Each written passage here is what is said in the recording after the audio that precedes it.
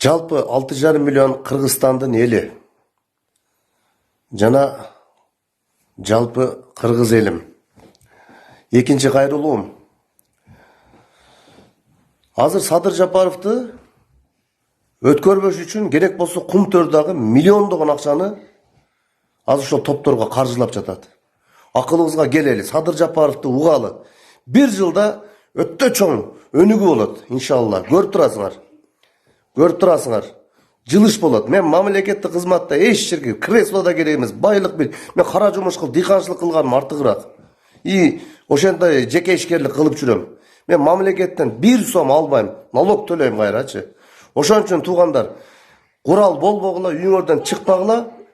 Азыр Садыр Жапаровду угабыз, 2 айдан кийин толук ушул премьер башкарып, президент сырткы мамлекеттер менен иш алып барат.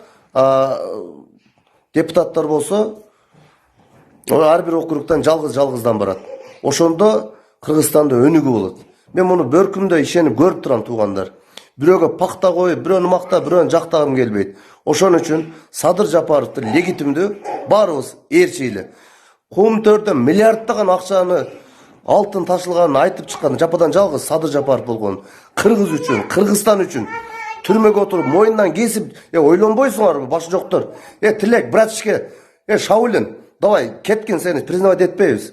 Сен премьер кылып коюп, биз мындай ал жакта, молодец деп сени угуп тура албай, сен парнигиңди эккин. Жанар, иним, сен дагы мындай Текебаевдин тилине килбегин. Текебаев бул ушул мафиялык башкаруу, партия менен байым деген ошол киши. Ошон үчүн Текебаевди ээрчибегиле. Айтайын дегеним, стабилдүүлүк болсун, тынчтык болсун, Садыр Жапаровду ээрчигиле. Ошого толук ишендирип айтып кетем мен. Мен жооп берем сөзүмө.